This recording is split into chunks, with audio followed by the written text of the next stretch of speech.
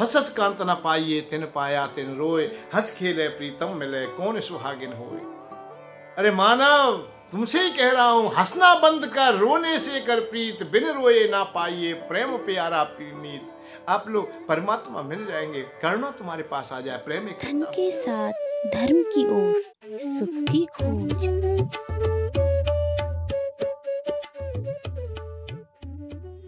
जय श्री राधे, जय श्री कृष्ण। आप कुशल से होंगे, आप अच्छे होंगे, और भगवान से हम तो यही प्रार्थना करते हैं कि आप सदैव कुशल रहें, अच्छे रहें। आज पुनः फिर चर्चा कर लेते हैं, और हमारी चर्चा होगी अपनी ही चर्चा है, नजदीकी चर्चा है, कि हम लोग अपने इस जीवन को, अहलोक को, इस जीवन को हम कैसे सार्थक बनाएं। जो जीवन हमें मिला है वो हमारा अच्छा कैसे रहे, हमारा ये जीवन सुखमय हो और आनंदमय हो, अच्छा हो, समाज में हमारी प्रतिष्ठा हो, हमारा मान सम्मान हो, हमें कोई पहचाने, हमें जाने कोई, और आने वाला युग भी हमसे कुछ सीख ले, या कभी कभी शुभ अवसरों पर, किन्हीं अवसरों पर हमें याद कर दे। यही तो हमारी कामनाएं हैं। परंतु ये सब हमें मिलेगा कैसे?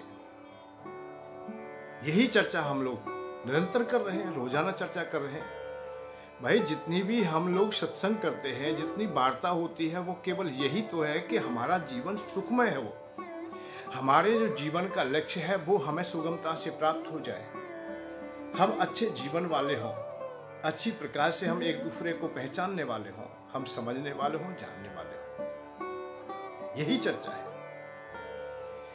परंतु आज तो हम लोग केवल इतना ही कहने का प्रयत्न करेंगे कि जो हमारी जो परंपराएं हैं और जो विपरीत हो गई हैं, जो हमारे निरंतर क्रियाकलाप में आ चुकी हैं, उन कुरीतियों को, जो हमारे समाज में काम न आने वाली जो परंपराएं बन गई हैं या हो गई हैं या हमने अपना ली हैं, उनसे थोड़ा विश्राम पा लें, हम उन्हें सने सने अपने से दूर कर लें। कविता आती है, एक पंक्ति है, भजन है, बहुत सुंदर लगा मुझे, कि आदत बुरी सुधार लो। भाई, सत्संग की बात हुई, ज्ञान की बात हुई, धर्म की चर्चाएं हुई, वो हमारी समझ में कम आ पाई, क्योंकि हम बचपन से लेकर के निरंतर आज तक हर कोई कौन ऐसा है जो ये सत्संग नहीं करता हो या ज्ञान की चर्चा नहीं सुनता हो। ऐसा तो मैंने नहीं देखा है कोई भी, क्योंकि बचपन से ही हम रामायण सुनते आ रहे हैं, बचपन से ही हनुमान चालीसा पढ़ते आ रहे हैं, गीता, श्रीमद् भागवत आदि की चर्चाएं हम निरंतर सुनते हैं। तो चर्चाएं तो हुई हैं, हमारी चर्चाएं तो हमने सुनी है, परंतु सुनने के बाद भी जो हमें शांति का मार्ग ना मिला, सुख ना मिला, यहां कुछ बातें हैं। तो आदत बुरी सुधार लो, बस हो गया भजन। इन पंक्तियों ने बड़ा ज्ञान दिया, बहुत कुछ बताना चाहा, परंतु हम लोग ऊपर ऊपर से गा के रह गए। हमने सुना तो सही, पर सुना नहीं, समझा नहीं। हमने बहुत बातों की जानकारी तो इकट्ठी की, जानकारी तो प्राप्त की, परंतु उन्हें समझा नहीं। भजन गाने वाले ने भजन गा दिया है, हो सकता है वो भी ना समझ सका हो कि मैं जो गा रहा हूं उसे मैं समझने का प्रयत्न करूं, और वो ना समझ सका।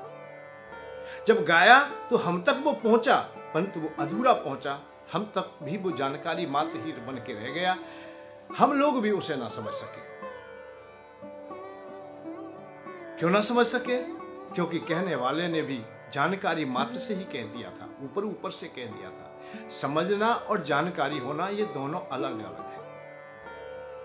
द्रौपदी भी भगवान कृष्ण से एक ही बात कह रही थी एक दिन, जब वहां बहुत दुविधा में थी, क्योंकि वो द्रौपदी चाहती थी कि मेरा विवाह कृष्ण भगवान से हो, और कृष्ण भगवान ने भरी सभा में कह दिया ये तो मेरी बहन है, मैं इस प्रतियोगिता में सम्मिलित नहीं होऊंगा। तो द्रौपदी को यहां थोड़ा कष्ट होता है। फिर बात आती है कि अर्जुन ने लक्ष्य भेदन कर दिया है और उस लक्ष्य अर्थात मत्स्य भेदन के बाद में जयमाला अर्जुन के गले में डाल दी जाती है। पर कुछ समय के उपरांत जब ऐसा द्रौपदी को मालूम होता है कि तेरा विवाह तो 5 पांडवों से होगा, तो माधव से थोड़ी बात करना चाहती है, एकांत में अलग से बात की कि माधव मैं तुम्हें चाहती थी, पर आपने वो भी रास्ता बंद कर दिया और आप ही जो कुछ है और आप ही कहते हो अब 5 पांडवों से विवाह करना पड़ेगा। मैं तुम्हें समझ ना सकी। पर द्रौपदी तू अपने मुंह से कह रही है कि मुझे समझ ना सकी। अरे यह आने वाला युग बहुत ऐसे लोग होंगे जो मुझे ना समझ सकेंगे। आज भी मुझे नहीं समझ पाते हैं, परंतु तू कोई साधारण नारी नहीं है। तुझे तो मुझे समझ जाना चाहिए कि तेरा जीवन क्यों है और मेरा जीवन क्यों है। मैंने ये देह क्यों धारण की है और तूने क्यों धारण की है, इसलिए तुझे तो समझना चाहिए। और मेरी किसी भी क्रियाकलाप पर आप लोग शंका ना करें। और तुम जब गहराई से विचार करोगी तब आपको ज्ञात हो जाएगा कि मेरा हर निर्णय उचित ही है।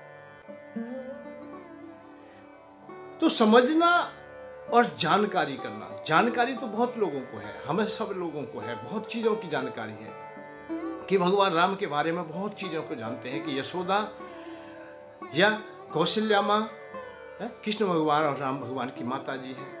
उनके पिता आदि को भी जानते हैं हम लोग। अयोध्या में जन्म भगवान राम का हुआ है तो मथुरा में कृष्ण भगवान का हुआ है। ये हमारी जितनी भी क्रियाकलाप हैं, इतने भाई हैं, इतनी माताएं हैं, इतने पिता हैं, इतने भाई बंधु हैं, ये स्थान है वो स्थान है, नाना प्रकार की कथाएं, युद्ध भी हुआ है, रुक्मिणी हरण भी हुआ है, अनेक विवाह भी हुए, सब बातों ये केवल जानकारी मात्र ही हमारी सिद्ध होकर रह जाती है।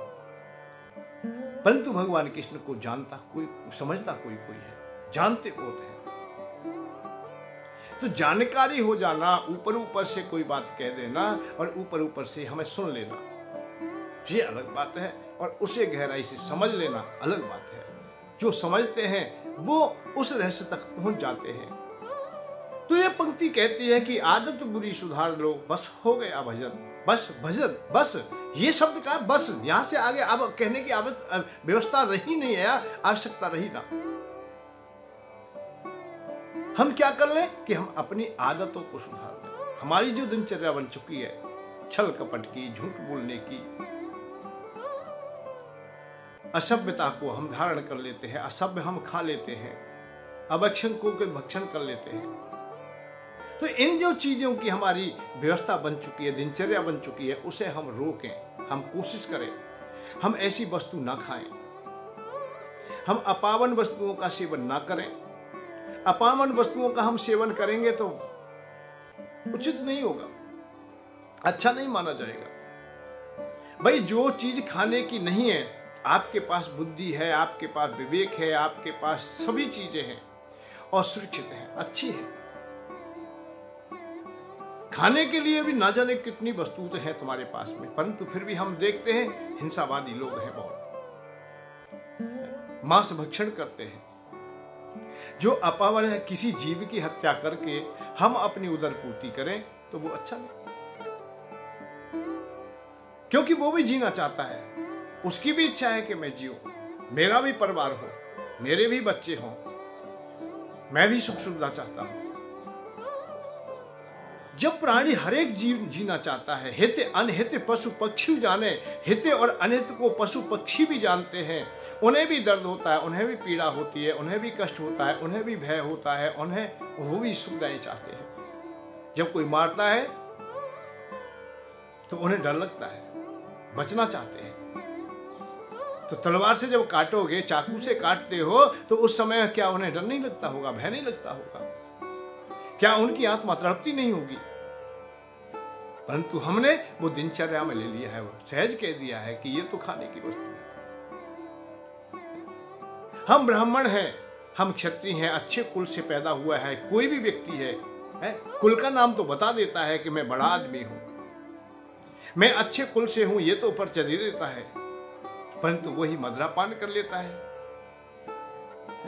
शराब पान करने के बाद में अवक्ष भक्षण कर लेता है, अवक्ष बोल लेता है, जो असभ्य व्यक्ति हैं उनका संग भी कर लेता है। तो हमारी जो दिनचर्या बन गई है वो विपरीत बन गई है।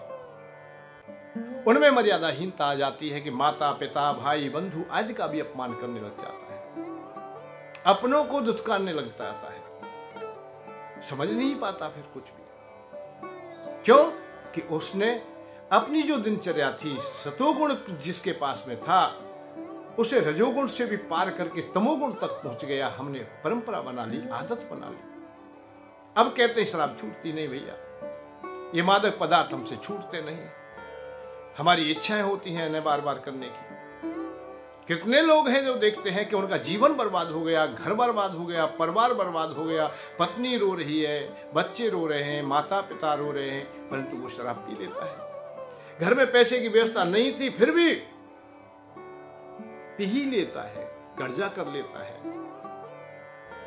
मां की दवाई के लिए जो पैसा था उसकी भी दारू ले लेता है और पी लेता है। और पीने के बाद भी ये भी नहीं है, पीने के बाद भी शांति से रहे, वो स्वयं भी अशांत है और दूसरों को भी अशांत करता है। तो ये हमारी परंपरा है, आदत है, और इस आदत को हम लोग कम कर ले तो बहुत सहज है। ऐसी परंपराएं क्यों है, कितनी परंपराएं हैं। अरे दारू, बहुत लोग कहेंगे कि दारू छूटती नहीं। अबे छूटी क्यों भाई? तुमने पकड़ी है इसलिए नहीं छूट रही वो। आप पकड़ना बंद कर दीजिए, छूट जाएगी, तुम्हारे पीछे पीछे नहीं घूमेगी वो। और ये भी मन में कर लीजिए कि मैं कोई गंदी वस्तु का ही सेवन कर रहा हूं। और दुनिया ने तो वैसे भी कह दिया है कि जो पत्नी जब दुखी होती है और उसका पति पी के आता है तो कह देता है, वो ही कह देती है कि ये चीज पी के आया है, ये चीज पी के आया है। गंदे गंदे शब्द बोल दिए जाते हैं कि ये खाया है इसने, आज इसने ये पिया है इसने। तो ऐसा ही अनुभव अपने में कर लीजिए, छूट जाएगी। और ये संकल्प ले लीजिए कि मैं इसे अब पकड़ूंगा ही नहीं, वो चल के तुम्हारे मुंह तक ना आएगी। तो हमारी जो परंपरा बन गई, आदत बन गई है, मन की तरंग मार लो, आदत बुरी सुधार लो, अरे आदत बुरी सुधार लो, बस हो गया भजन। और मन की तरंग मार लो, बस हो गया भजन। मन की तरंग, मन की जो इच्छाएं थी उन्हें शांत करने का प्रयत्न कीजिए, सब कुछ ठीक हो जाएगा। और जीवन ये थोड़ी सी बात नहीं है, बहुत कुछ देने वाला है, बहुत कुछ देने वाला है। और आपको ज्यादा कर, यहाँ पंक्तियां ये बात कह रही हैं कि आप समाधि लेके बैठे, आप योग साधना करें, आप बड़ा काम करें, तो उसकी आवश्यकता नहीं है, वही आवश्यकता नहीं है उसकी। बस हो गया भजन।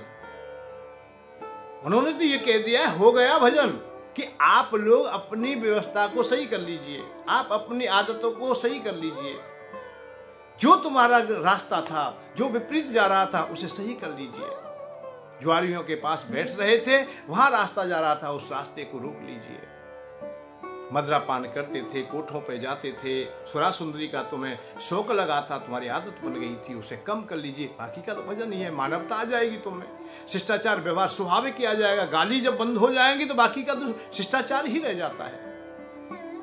मर्यादा वाले ही शब्द रह जाएंगे जब कड़वे शब्द हट जाएंगे, वहां से कचरा अलग हो जाएगा तो शुद्ध स्वाभाविक ही तू पवित्र पावन हो जाएगा।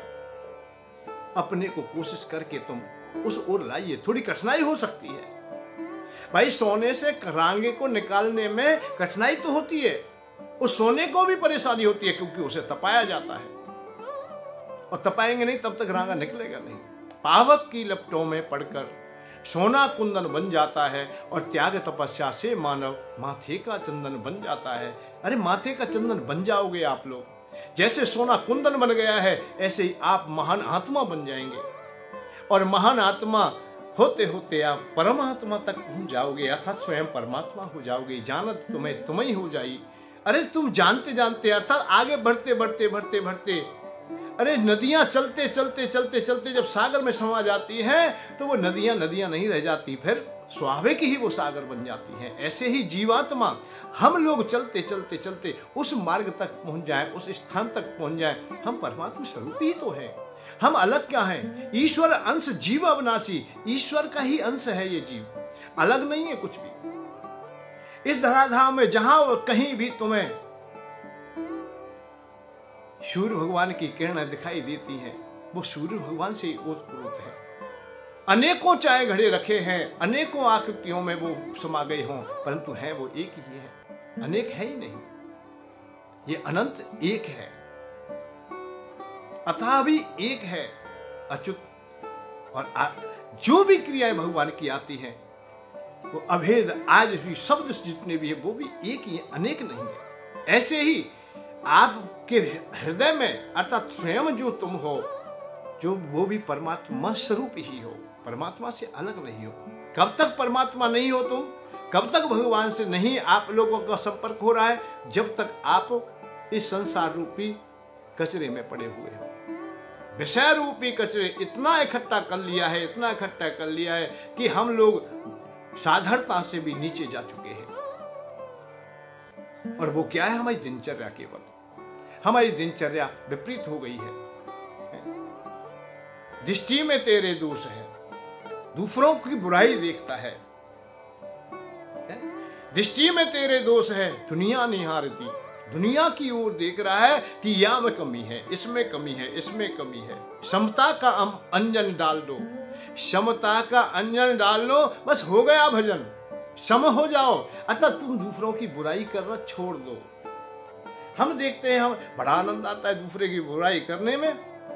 कहीं भी बैठते हो, दो बात करते हो तो दूसरे की बात हो जाए तो बहुत अच्छी बात है। अमुक व्यक्ति तो ऐसा है, भैया हम तो ऐसे है नहीं है। ये भी एक विडंबना ये भी है कि जो हम हैं उसको भी स्वीकार नहीं करना चाहते। जैसे आज कोई मैं ही आपसे कह दूं कि आप कामी हो तो आप नाराज हो जाओगे, और कल हो सकता है कि आप प्रवचन भी ना सुने। क्यों? कि सत्य सुनना बड़ा कठिन हो जाता है।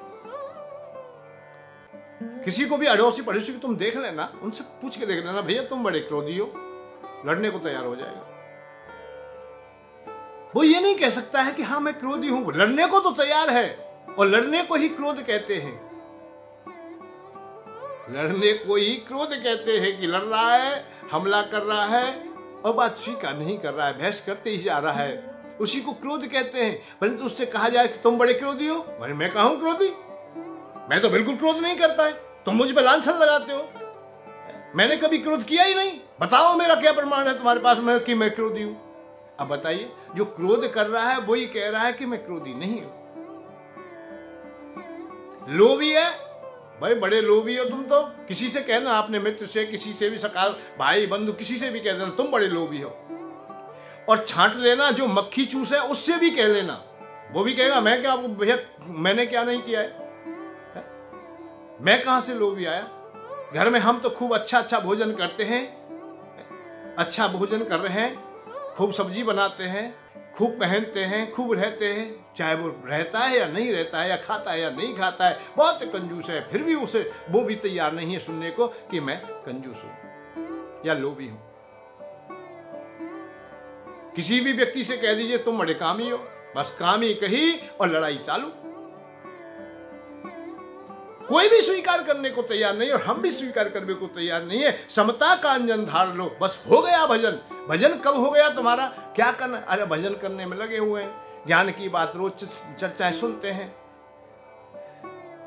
सत्संग में रोज बैठते हैं, घंटों बैठे हैं, वैराग्य की भी बात सुनी है, ज्ञान की भी सुनी है, मोक्ष की भी बात सुनी है, और ये भी समझा है और पूछा है कि ये जीवन क्या है, वन की मिथ्या है, वो भी सब समझ लिया है। पर वहां से जाने के बाद में फिर लग गए उसी धंधे में, वही बेईमानी, वही छल कपट झूठ, सब कुछ सम्मिलित हो गया उसमें। नहीं, तो यहां पंक्ति कहती है कि आदत बुरी सुधार लो, बस हो गया भजन। आदतों को अपनी को कम कर लेंगे तो भजन हो गया। भजन गया ही नहीं तुमसे कहीं। भाई घड़े में जल भरा हुआ है और उसमें भी कचरा भरा हुआ है, और किसी ने कहा कि भैया या में बहुत सुंदर सा आकाश भर दो, जिसमें कोई विकार ना हो। इस घड़े में जो कचरा भरा हुआ है, इसमें अब ला करके आकाश भर दो। अब बताइए, आकाश आप भरोगे कैसे? आकाश को कहीं से उठा के लाओगे तब भरोगे? बड़े बड़े यंत्रों को लगाया जाए कि आकाश भर जाए, आकाश भर जाए, खूब प्रार्थना की जाए, बुलाया जाए, संकल्प लिए जाए, जो भी प्रयत्न है आपके वो किए जाए। क्या आकाश को भर सकेंगे हम लोग?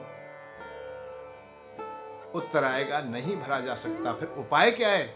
उपाय केवल इतना है कि जो घड़े में कचरा भरा हुआ है, जो जल मिश्रित दूषित जल है अर्थात कचरा भरा हुआ है, उसे सने सने उड़ेल दीजिए। उस घड़े को उड़ेलते जाइए। घड़ा जैसे ही उल्टेगा तो उसका जो तरल है, उसमें जो जल भरा हुआ है, वो खाली होता जाएगा। और खाली होते होते आपको पता भी नहीं चलेगा, एक बूंद भी यदि घड़े से बाहर आएगी तो उतना ही आकाश उसमें भर जाएगा। वो स्वतः प्राप्त है, वो लाना नहीं है कहीं से भी तुम्हें। उसके लिए आप लोग विचार कर रहे हो कि आकाश को मैं लाऊंगा, चलो पहले मैं जल को खला लेता हूं, फिर मैं आकाश उठा के उसमें उड़ेल दूंगा। नहीं, आकाश उड़ेला नहीं जाएगा। आकाश तो स्वतः प्राप्त है। घड़े की जिस दिन रचना हुई थी उसी दिन आकाश उसमें बैठ गया था और स्वाभाविक बैठ गया था। ऐसे ही आप लोग भजन करें, आप उपासना करें, कोई भी क्रियाएं करें या ना करें, तुम जब सही हो गए हो, तुम में समता आ गई है, मान अपमान तुमने सम कर दिया है, किसी से भी विशेष प्रेम नहीं है तो किसी से कोई क्रोध भी नहीं है, किसी के हमें द्वेष भी नहीं है, लोभ भी नहीं है, मोह भी नहीं। समता जब हम ला लेंगे, जब सम हो जाएंगे, हम सहज हो जाएंगे। समता का मतलब सहज हो जाएंगे, तराजू के पल्ले दोनों बराबर हो जाएंगे, उस समय बड़ा आनंद आएगा। अब यहां ये बात भी नहीं है कि ये अनिवार्यता हो कि विषय तुमसे दूर चले गए। देखो, जाने वाले तो एक दिन बात बताई कि विषय तो दूर जाएंगे ही नहीं, वो तो हमारे आसपास घूमेंगे, हमारे साथ ही रहेंगे, क्योंकि हम भी उन्हीं के संग हैं, उन्हीं से उत्पन्न हुए हैं, उनसे हम दूर नहीं है। जब विषयों से हम दूर नहीं है, विषयों से हमारी उत्पत्ति है, तो फिर हम उन्हें भगाने के लिए क्यों प्रयत्न करें ज्यादा? केवल इतना है कि जब जब आवश्यकता है हमें हुई विषयों की, उस समय विषय हमने ले लिए, जितने की आवश्यकता हुई उतना ले लिया। बाकी क्या हम एडवांस में क्यों रख लें, हम इकट्ठा क्यों रख लें, हम कि इकट्ठा हम किसी विषय को रख लें अपने में, हम अपने जीवन को ही कचरा बना दें, ऐसा क्यों करें? जितनी आवश्यकता है, जैसे भोजन में नमक की आवश्यकता थी तो जितना हमने नमक ले लिया। अब इसका मतलब ये थोड़ी है कि हम नमक ही नमक डालते चले जाएं, सब्जी को भी बिगाड़ दें, भोजन को बिगाड़ दें, पेट को भी बिगाड़ दें। परंतु नमक तो चाहिए था। ये भी नहीं है कि बगैर नमक के काम चल जाता, हमारा नहीं चल पा रहा है, तो नमक तो चाहिए था। ऐसे विषय तो हमें चाहिए था, तो जैसी आवश्यकता थी उसी प्रकार से उपयोग कर लिए। आप सम हो जाओगे, सम हो जाए, सहज हो जाए, तो फिर देखिए कैसा आनंद आता है। और ज्यादा कोई पंक्ति हम ज्यादा पंक्तियों को, ज्यादा छंदों को, ज्यादा हम लोग निरंतर जाप करने से या भजन करने से, ऐसी क्रियाओं को हम करते करते करते करते हम तर जाएंगे, ऐसा कोई अनिवार्यता नहीं है। परंतु संत महात्माओं का जो निचोड़ है, शास्त्रों का निचोड़ है, वो ये आवश्यक है, आए हो कहां से और जाओगे कहां। पंक्ति कहती है आए हो कहां से, जाओगे कहां। तो आप लोग आ कहां से गए और जाएंगे कहां? मन में यही विचार लो बस।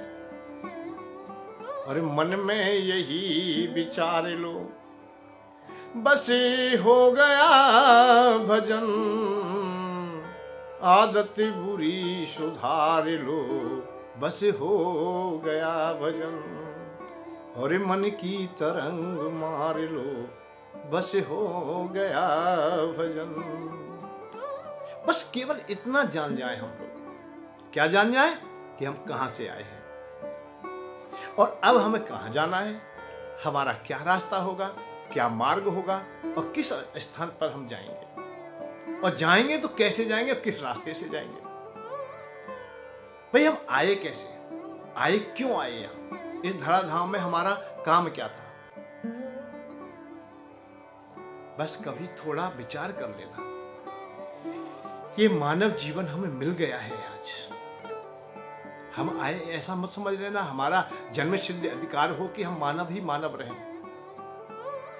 ये कोई मत पंथ तुम्हें भ्रमित करता हो तो ऐसी शिक्षा को मत धारण कर लेना कि जन्म होता ही नहीं है, पुनः जीवन आएगा ही नहीं, आज ही आज है केवल। नहीं नहीं नहीं, आज ही आज नहीं है।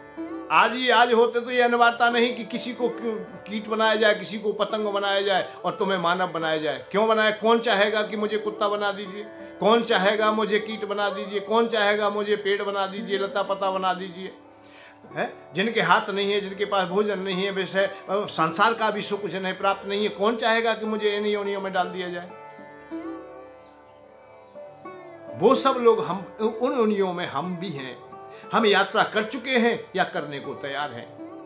बस ये यात्रा यहीं की यहीं रुक जाए, अर्थात हम मानव के मानव बने रहें। ये प्रयत्न हमें करना है कि हम पुनः हम दास ना हो जाएं, पुनः हम कीट पतंग ना बन के रह जाएं। उस प्रकार की हमारी दिनचर्या हो कि हमें भगवान भी अच्छी दृष्टि से देखें। और भगवान की दृष्टि समाज की दृष्टि है, संसार की दृष्टि है। समाज के सामने आप प्रस्तुत होंगे, यही परीक्षण होगा आपका। ये लोक तुम्हारा सार्थक हो जाता है तो परलोक सार्थक हो जाता है। यहां तुम्हें कोई अपना मानने लगे तो वहां भी तुम्हें मान लेंगे। यहां तुम्हारा सम्मान होगा तो वहां भी सम्मान हो जाएगा। यहां विजय प्राप्त कर लोगे तो वहां भी विजय प्राप्त कर लोगे। यहां कर्महीन हो गए तो वहां भी कोई तुम्हें ना पूछने वाला है। इसलिए आप लोग यहां अपने को संभालिए। घर में अच्छा भोजन है तो कहीं भी तुम्हें भूख का सामना नहीं करना पड़ेगा, अर्थात आप भूखे ना होंगे, सब जगह अच्छे होंगे। भूखा कौन है? जो घर से भूखा चला है, जिसका घर भूख में है। घर में खीर तो बाहर खीर निश्चित मिल जाएगी तुम्हें। आपका व्यवहार अच्छा है तो प्रत्युत्तर में आपको भी अच्छा ही मिल जाएगा। आप राम राम करते हो तो दूसरा भी आपको राम राम कर देगा, नमस्कार कर देगा। आए हो कहां से, जाओगे किधर, किधर जा रहे हो ये सोचिए। आए हो तुम इधर से, अच्छे रास्ते से आए हो, मानव जीवन तुम्हें मिला है। बड़े भाग्य मानस तन पावा, सुर दुर्लभ सद ग्रंथन गावा। और नरतन सम नहीं कवने देही, जीव चराचर जांचत तेही। जांच के परख के तुलसी बाबा ने कहा है कि ये समस्त देहों में, समस्त प्राणियों में श्रेष्ठ देह है तो वो मानव की है। नर्तन मिला है तुझे, इसे गंवाने के लिए नहीं है कि तू व्यर्थ में गंवा दे। यह तन कर फल विषय ना भाई, इस तन का फल विषय नहीं है कि विषय भोग के ही खत्म कर दें हम केवल अपनी विपरीत आदतों के कारण अपने को बेच दें, अपने को नष्ट कर दें, ऐसा नहीं है। और वो भी आदत क्या है? कुछ भी नहीं, धूमल है, बेकार की है कि जुआ खेलता है, काम करता नहीं है, कर्जा हो जाता है, आत्महत्या कर लेता है, या दारू पीने लगता है, या बेकार हो जाता है, पत्नी दुत्कारती है, समाज दुत्कारती है, और फिर कहता है मेरा कोई भी नहीं है। नहीं, तेरे कर्म ही तेरे साथ हैं। ये सदैव से कहा है, तेरी जैसी मति है ऐसा ही तुझे फल मिलने वाला है। किंवदंती सत्य मति सा गति भवेद। ये किंवदंती सत्य है, जैसी मति होती है ऐसी तो गति है। और मति तुम्हारी विपरीत है तो दुर्गति भी तुम्हारी है, और मति अच्छी है तो अच्छा भी है, सदगति भी तुम्हारी है। भाई हमें इशारों से दो चार बात में ही बहुत बात बता दी गई है। भगवान ने किसने कहा कि मैं कैसे मिलूंगा? भाई तू जैसे बोल लेगा मुझे, जैसे पुकार लेगा ऐसे मैं मिल जाऊंगा। जिस रूप में बुलाएगा उस रूप में आ जाऊंगा। भूत के रूप में बुलाएगा तो मैं आऊंगा, देवता के रूप में बुलाएगा तो मैं आऊंगा, परम ब्रह्म के रूप में बुलाएगा तो आऊंगा, सखा के रूप में बुलाएगा तो आऊंगा, मित्र के रूप में बुलाए तो आऊंगा, बेटे के रूप में भी बुलाएगा तो भी मैं संकोच नहीं करूंगा। तुमसे आप नहीं, तुम्हें पिता ही मान लूंगा मैं। वो तैयार हैं। सूरदास बाबा से सदैव भगवान कृष्ण बाबा ही कहते थे, अरे बाबा मुझे सुना दो, मुझे भजन सुना दो, मुझे पद सुना दो। एक बार दोनों में, भक्त और भगवान में थोड़ा सा मतभेद हो गया, क्या रूठ गए एक दूसरे से। कब? जब रात्रि के समय सूरदास बाबा कहीं जा रहे थे तो वहां खाई में गिरने वाले थे। एक कूप सामने आ गया है। अब भगवान कृष्ण आ गए हैं वहां छोटी सी अवस्था को लेकर के, क्योंकि उन्हें छोटा ही चाहिए था। गोपाल ही कहते थे, वो अपना श्याम ही कहते थे। तो लकुटिया पकड़ ली कि बाबा इधर मत चलिए, इधर से चलिए, आप गिर जाओगे, आपके चोट आ जाएगी। जब वो पार कर रहे थे तो सूरदास बाबा समझ गए कि मेरे गोपाल के अलावा कोई नहीं, मेरे श्याम के अलावा कोई भी नहीं। लकुटिया के सहारे से जैसे ही कृष्ण को पकड़ना चाहते हैं तो वो छोड़ देते हैं। तो यहाँ आंखों में आंसू आ गए सूरदास बाबा के, रो पड़े, भाव छड़ाए जाते हैं। अरे मुझे छोड़ के जाता है तू, क्योंकि मैं कमजोर हूं, बूढ़ा हूं, मैं नेवल हूं, मैं नेवल जान के मोए। अरे हृदय से तू जाए तो मर्द बखानू तू है, तू जा, चला जा, मेरे हृदय से निकल के दिखाना। लड़ाई भी हो तो भक्त भगवान की कैसी मधुर हो। जब बाबा बैठ के रोने लगे तो कृष्ण भगवान लौट आए। बाबा आप रोए नहीं, नहीं आज के बाद मैं बोलूंगा ही नहीं, अर्थात मैं गाऊंगा नहीं, मैं तेरे लिए कुछ नहीं करूंगा, तू जा, चला जा। तो ये भगवान कृष्ण ने प्रण किया और कहा कि बाबा आप रोजाना गाओगे। की शर्त रख दी कि मैं गाऊंगा तो तुझे सुनना पड़ेगा, तुझे आना पड़ेगा। किसी न किसी रूप में माधव उनके पद सुनने के लिए आते और सुनते। और वो लाला जी कह रहे हैं, वो बाबा कह रहे हैं, तो संबंध भगवान तो तैयार है बनाने के लिए। संबंध भगवान तो ये समझिए उधारी में बैठे हैं, कोई पुकार ले मुझे, प्रेम रख, बढ़िया तरीका, भोग लगा, भोग खाने को तैयार है वो। ये नहीं कि भोग तुम्हारा खाएंगे, नहीं खाएंगे। अरे शबरी की तरह इंतजार तो कीजिए, अच्छी तरह सजाइए भाई, विदुरानी की तरह आपके हृदय में प्रेम तो हो। छिलका को खाओ शाम विदुरानी घर जाए, ऐसी कैसी भूख तेने भोजन विसार्यो है। और छिलका को खाओ शाम विदुरानी घर जाए, ऐसी कैसी भूख तेने भोजन विसार्यो है। अछूत बेर विलनी के ऐसो कहा भोग लगो, ब्रजवासी भोग में क्यों वृंदा को विसार्यो है। अछूत, जो अछूत कहा जाता है, ढील सो भाई की नाई मिले, निज ढील सो ढील मिलाए सिरायो। रूप की रूरी आयु की पूरी, जात की कूरी को मान बढ़ायो। आयु की पूरी, जात की कूरी, आयु की पूरी को जात की कूरी को मान बढ़ा दिया। ढील सो भाई की नाई मिले, निज ढील सो ढील मिलाए सिरायो। रूप की रूरी आयु की पूरी, जात की कूरी को मान बढ़ायो। और मेवा मिठाई सो नाक चढ़ाए के, दासी के हाथे को साग सरायो। भाव के भूखे हो भात के नाई में आई, तो सुनी शरणागत आयो। अरे इतना ही जान लीजिए, आप सहज हो जाइए, शरणागत हो जाइए बस, और ज्यादा नहीं है। भगवान से कहो कि आप ही हो हमारे, तो परंतु आप कहते कहते कि आप ही हो, एक गड़बड़ कर देते हो। बीच में एक गड़बड़ और हो गई है समाज में और प्रवचनों में। क्या हो गया है कि भगवान आप ही हो, आप ही करोगे।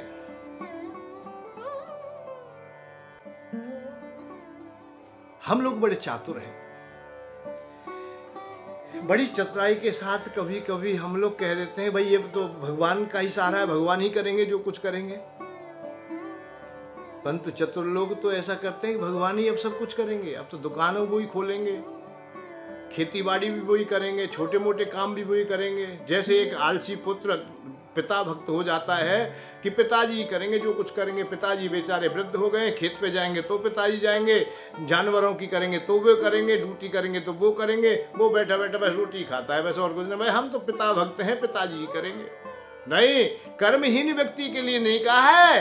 कर्म कर, कर्म तो तुझे करना पड़ेगा, पिताजी करेंगे नहीं, भगवान नहीं करेंगे। भगवान तब करेंगे जो तू कर्म करेगा। कर्मण्येवाधिकारस्ते मां फलेषु कदाचन।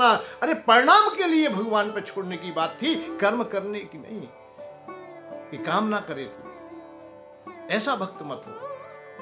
भक्त यह है कि कर्म करने वाला हो। जो तेरा सार्थक कर्म है उसे तू करेगा तो वही तेरा योग बन जाएगा, उसी का नाम कर्म योग हो जाएगा। जो अपने को समझे हैं, जिन्होंने अपने को गहराई से जानने का प्रयत्न किया है, वो ठीक हो गए। बस हो गया भजन। भजन क्या है? भजन तो वही है कि आप भीतर से सही हो जाए। आप सही हो गए तो सब कुछ सही हो गया, और आप अधूरे हो गए तो कुछ भी नहीं है।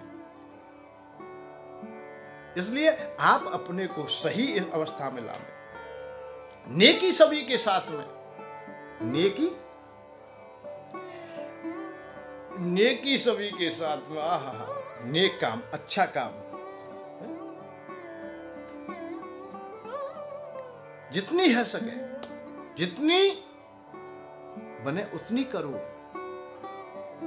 और बदी का ना, बदनाम का अपने सर पर कोई बोझा मत लीजिए। अच्छे काम कीजिए, अच्छी बात कीजिए, अच्छा रहन सहन तुम्हारा हो जाए। हर क्रियाकलाप देश हित में, धर्म हित में, समाज हित में, परिवार के हित में, मानव जाति के हित में, कीट पतंग पर जहां तुम्हारे हितकारी हो जाएंगे, जैसे तुम प्रेम करने लगोगे, वहीं तुम्हें आनंद का अनुभव होने लगेगा। यही तो श्रेष्ठता है, यही सार्थकता है। किसी से कड़वे ना बोले, अच्छे मधुर बोले। पंक्ति कहती है, हो गया भजन। मुझे तो एक आश्चर्य हुआ कि जिन्होंने इसकी रचना की, उन्होंने कितना गहराई से विचार किया होगा, कितनी गहराई में डूबे होंगे वो, कि भजन करने के भी बड़े झमेले हैं। बहुत संत महात्मा देखे होंगे, भक्त भी देखे होंगे, 1108 बनका की माला। अब नियम बना दिया गुरुजी ने कि ये माला करनी है, और एक ही नहीं करनी है, ये 11 माला तो करनी है जब रोटी मिलेंगी। अब गुरुजी ने कहा है तो काम तो करना पड़ेगा भाई, कोई तो। अब लग रहे हैं दोनों हाथों से खींचने, राम राम राम राम राम राम, जैसा भी विचार है।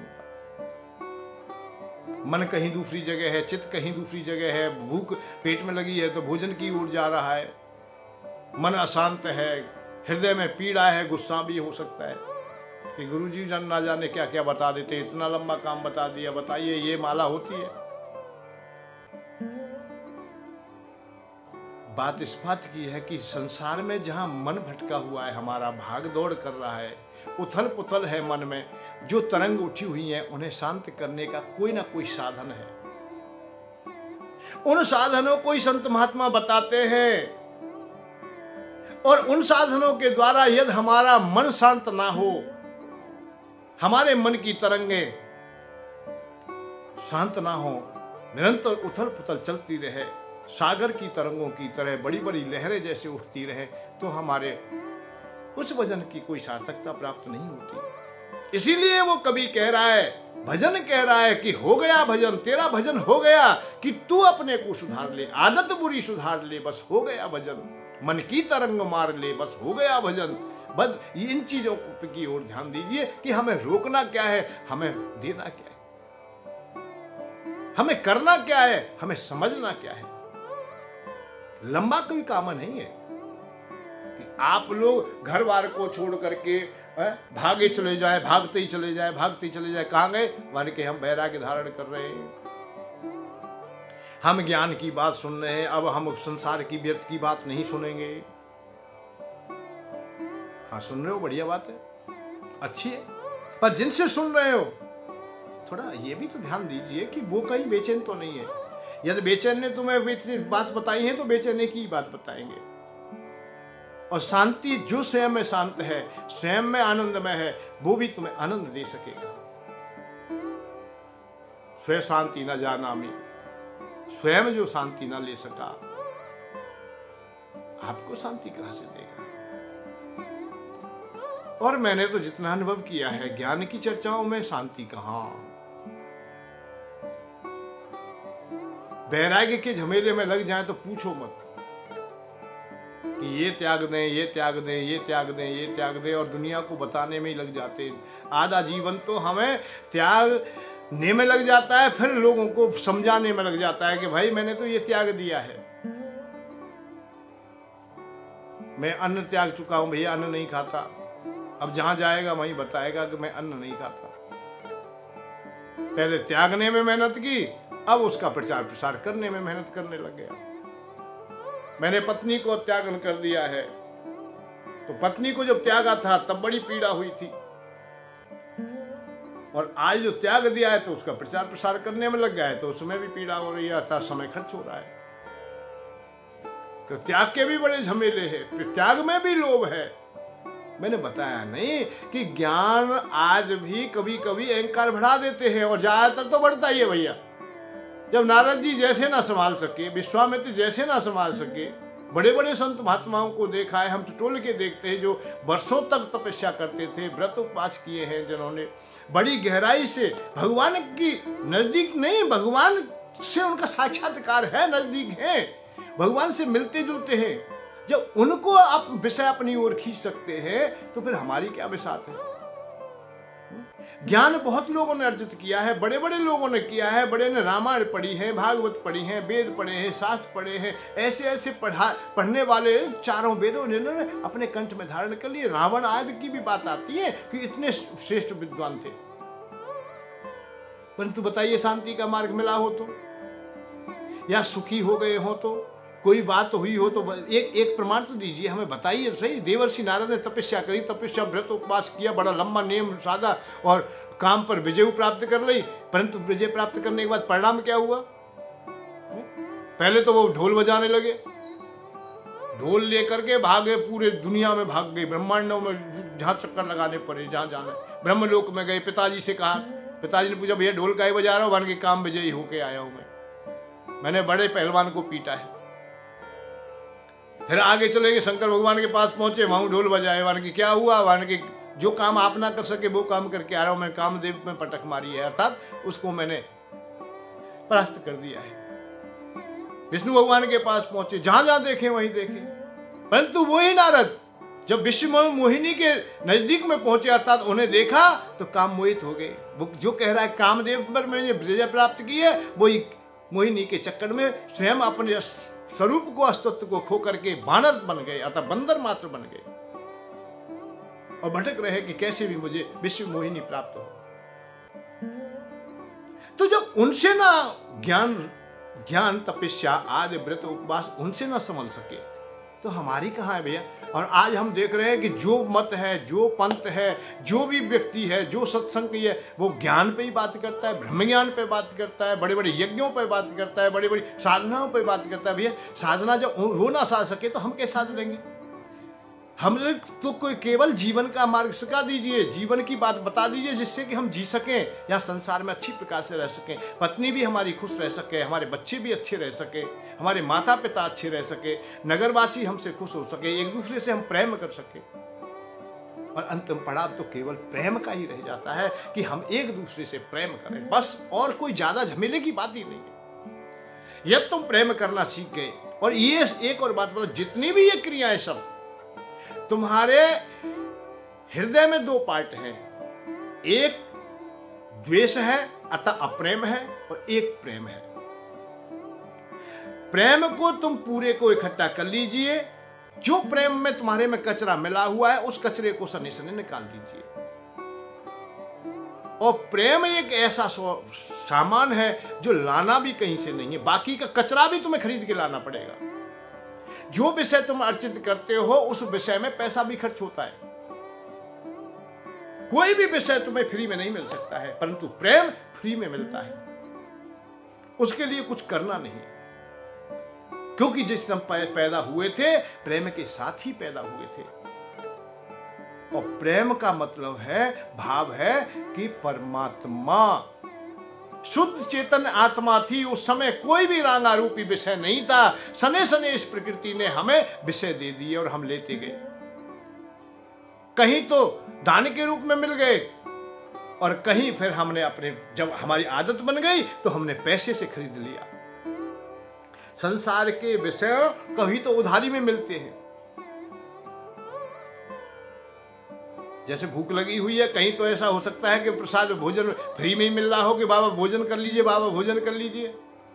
और जब भूख लगी, हमें ज्यादा भूख लग रही है, तो उस समय कहीं भंडारा भी नहीं दिखाई दिया तो पैसे से भी खरीदना पड़ गया है। तो ये संसार के विषयों की वो स्थिति तो यही है कि भूख लगी है तो भोजन तो लेंगे ही लेंगे, कहीं ना कहीं से लेंगे। हर विषय की बात है कि हमने उसमें कुछ ना कुछ खर्चा भी किया है। किसमें किया है? संसार के अप्रेम में, विषयों में। और हमारे पास प्रेम था, वो भी स्वाभाविक ही था। अब बात यह कि जब हमारे पास इतनी कीमती सामान था तो वो हमसे अछूता क्यों रह गया, हमसे दूर क्यों चला गया? हमें वो पाता क्यों नहीं है? जब प्रेम हमारा है और हमारे पास है और हमारा ही है, और प्रेम से ही परमात्मा मिलते हैं। भगवान को भी प्रेम प्यारा है, सबसे ज्यादा कोई प्यारा है तो प्रेम प्यारा है। राम है केवल, केवल शब्द है या राम है केवल, प्रेम प्यारा। जान ले कोई जानन हारा, कोई जान लो भाई यह बात को, जिस तरह से को कि प्रेम केवल परमात्मा को प्यारा है। हर व्यापक सर्वत्र समाना, प्रेम से प्रकट होत में जाना। तुलसी बाबा बहुत अच्छी प्रकार से समझा के गए कि प्रेम से प्रकट हो जाएंगे, भगवान मिल जाएंगे, भगवान का साक्षात तुमसे साक्षात्कार होगा, बड़ा आनंद का अनुभव होगा। फिर भाई प्रेम लाए कहां से? अरे लाना नहीं है, यही एक बहुत अच्छी बात है कि प्रेम को कहीं से लाना नहीं है। फिर हमारा प्रेम गया कहां? फिर हाँ, ये विषय है कि हमारा प्रेम गया कहां। हमारा प्रेम हमने ही अपने हाथों, हमने संसार को दे दिया है, हमने विषयों को दे दिया है। कुछ काम को दे दिया, कुछ क्रोध को दे दिया, कुछ लोभ को दे दिया, कुछ मोह को दे दिया। उदाहरण के लिए कुछ माता पिता के पास रखा है तो कुछ पत्नी को दे दिया है, कुछ बच्चों को दे दिया है, कुछ मित्रों को दे दिया है।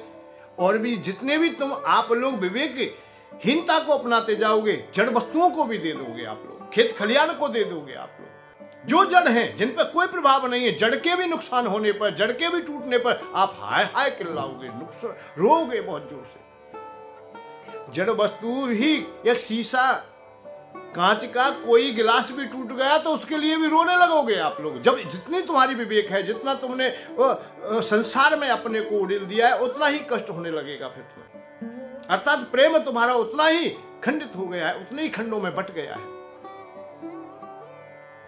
घर में कोई साधारण चीज टूट गई, कांच की चीज है, कोई मिट्टी की चीज है, कोई पंखा, ये पंखा फूक गया, हाय पंखा फूक गया, रो रहा है।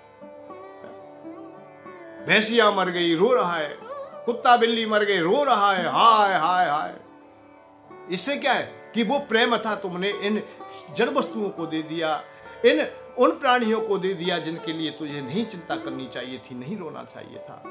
कुछ माता को, कुछ पिता को, कुछ भाई को, कुछ बंधुओं को, सबको दे दिया। अब तुम्हारे पास खाली हाथ रह गए, आपके पास तो कुछ नहीं, हृदय में विषय विषय भर गए। प्रेम, जो प्रेम रहना था, जो गंगा जल घड़ी में भरा था, वो तो तुमने उड़ेल दिया। अब विषय रूपी कचरा ही कचरा रह गया। संत महात्मा केवल एक ही काम करते हैं, सने सने सने सने संसार से उसी प्रेम को अपने को बटोरते हैं। जिसे दिया है उससे ही ले लेते हैं, उससे ही वो अरुचि कर लेते हैं। इसी का नाम वैराग्य है। जिनको भी दिया है, पत्नी को दिया है तो पत्नी से भी कह देते मेरा कोई संबंध नहीं। जैसे तुलसी बाबा ने पत्नी को जितना प्रेम दिया था उतना उनसे वापस ले लिया, और पूरे को जिस दिन वापस ले लोगे उस दिन के बाद में फिर पत्नी से नहीं मिलोगे। पत्नी या परिवार से कब तक मिल रहे हो? जब तक प्रेम अटका है, और पूरा ले लिया तो कोई संबंध है ही नहीं, हमारा कोई मतलब ही नहीं, आप वापस जाओगे ही नहीं। आज कितने भी संत महात्मा हैं जो पूरे प्रेम को अपने को वापस ले लेते हैं, वो वापस नहीं जाते, और जो अधूरे रह जाते हैं, कुछ छोड़ के चले आए हैं तो फिर चले जाते हैं। साल 2 साल के बाद जब पैसा इकट्ठा हो जाए फिर चले जाए। शरीर में कुछ अच्छा हो जाता है, खा पी करके ठीक हो जाता है, फिर चला जाता है। बहुत लोग संसार में लौटते देखे, घर गृहस्थी में आते देखे, क्योंकि उनके प्रेम अभी उन्होंने इकट्ठा नहीं कर पाया था, प्रेम अधूरा था उनका। जब प्रेम पूरा हो जाएगा तो उस दिन तुम वैरागी हो जाएगी, उस दिन परमात्मा तुम्हें मिल जाएंगे। प्रेम को अपने को सने सने इकट्ठा कर लीजिए, जहां तुमने खर्च किया है। आदतों को भी आदतों में दे दिया है कि जो हमारी गंदी आदत थी उनको भी प्रेम दिया है। ऐसा नहीं, प्रेम के बगैर तो कोई काम करेगा ही नहीं। एक बात बताए, विषय को भी प्रेम चाहिए, परमात्मा को भी प्रेम चाहिए, आपको भी प्रेम चाहिए, पत्नी को भी प्रेम चाहिए, परिवार को भी प्रेम चाहिए। ऐसी कोई स्थान, कोई भी प्राणी नहीं है जिसे प्रेम नहीं चाहिए। सब प्रेम लेते हैं आपसे। अब बात इस बात की है कि कोई कितना उसे सुरक्षित रखता है। बहुत लोग दुरुपयोग भी कर देते होंगे। अरे क्रोध को प्रेम दे दिया तो हो सकता है कि वो उसे सुरक्षित ना रखे और इतना गहरा हो जाए कि कहीं हत्या करा दे। लोभ को दे दिया है तो हो सकता है चोरी करा दे। काम को दे दिया है, हो सकता है आप रास्ते से भटका दे। इसलिए अपने प्रेम को हमेशा पकड़ के रखिए। और जो प्रेम तुम्हारे पास में, जिस समय प्रेम तुम्हारा प्रेम तुम्हारे पास में होगा, उस समय तुम्हारे सामने भगवान खड़े होंगे। और प्रेम जिस दिन आ जाए उस दिन मुझे बता देना, या मैं आपको बताऊं, जिस दिन प्रेम तुम्हारे पास होगा उस समय तुम्हारी आंखों में नमी आ जाएगी, करुणा से हृदय भर जाएगा। ये पहचान है प्रेम की। प्रेम जब होगा तुम्हारे पास तो करुणा से हृदय भर जाएगा। बस यही जान लीजिए आप लोग कि हृदय से हृदय भर जाएगा तुम्हारा। गदगद हृदय हो जाएगा, आनंद से भर जाएगा, अश्रुधारा बहने लगेगी। और रोने से फिर परमात्मा नजदीक आ जाते हैं। स्वाभाविक रोना होगा, वो स्वाभाविक आंसू होंगे, आनंद से भरे होंगे। वो संसार के बिछो के ना होंगे, परमात्मा से बिछो के आंसू होंगे। और एक बात बताए, रोना आंखों में आंसू सजलता, करुणा के आंसू और प्रेम में कोई भेद नहीं है, इसे भी जान लीजिए। और ये भी फ्री का है, ये रोना भी फ्री का है, अतः आंसू भी फ्री के, ये भी कहीं से नहीं लाने। प्रेम भी कहीं से नहीं खरीदना है तुम्हें, और आंसू भी कहीं से नहीं लाने। रोने से सस्ता नहीं, देखो आंख पसार, ये अमृत की धार है। जन्म सिद्ध अधिकार है तुम्हारा। जब पैदा हुए उसी दिन से तुम्हारी आंखों में आंसू हैं। अब बात इस बात की है कि संसार के लिए देते हो तो वो विषयों में मिल जाते हैं, और परमात्मा के लिए देते हो तो प्रेम में मिल जाते हैं। अर्थात परमात्मा के चरणों को धुल देते हैं, अपने हृदय को पवित्र पावन कर देते हैं। हंस कांत न पाइए तिन पाया तिन रोए, हंस खेले प्रीतम मिले कौन सुहागिन होए। अरे मानव, तुमसे ही कह रहा हूं, हंसना बंद कर, रोने से कर प्रीत, बिन रोए ना पाइए प्रेम प्यारा मीत। आप लोग परमात्मा मिल जाएंगे, करुणा तुम्हारे पास आ जाए, प्रेम इकट्ठा हो जाए, आदत तुम्हारी ठीक है। पूजा करे दिन रात, अरे पूजा दिन रात कर रहा है, मन में न शांति है। पूजा करे दिन रात, मन में न शांति है। मन में शांति नहीं, अशांत है। एक ब्रजवासी को मान ले, एक माधव को मान ले, एक परमात्मा को मान ले, एक मान ले। एक है साध है, सब सद है, एक मान ले। मेरा इशारा और है, किसी दिन फिर भी मैं आपके सामने रख सकता हूं। एक है साध है ये, और हमारे पास में भ्रम है कि हम 6 महीना किसी की पूजा करेंगे, हम 6 महीना फिर किसी की करेंगे, साल भर पीछे फिर किसी की करेंगे। किसी ने बताया कि अब देवी मैया बढ़िया है, देवी मैया ही कर लो, शंकर भगवान ही कर लो, कभी किसी की, कभी हनुमान जी की, और यहाँ तक आ जाते क्षुद्र देवताओं पे भी पहुंच जाते कि श्याम बाबा की जय जयकार हो रही है। कहीं देख रहे हैं कि जो हमारे मत पंथ से भी मेल नहीं खाते, उनसे भी, जैसे साईं की पूजा कर लो ना। अरे भगवान, अपने बुद्धि विवेक को तुम सही बना के रखिए, जहां तुम्हारी दृढ़ता है उसे स्थिर कर लीजिए, और भगवान तुम्हें सहज में ही प्राप्त है। प्राप्त का मतलब आप ही भगवान हैं, वही चैतन्य आत्मा, दिव्य आत्मा भगवान स्वरूप हो जाएगी। कितने संतों को भगवान नहीं कहते, कितने महापुरुषों को भगवान नहीं कहा गया है।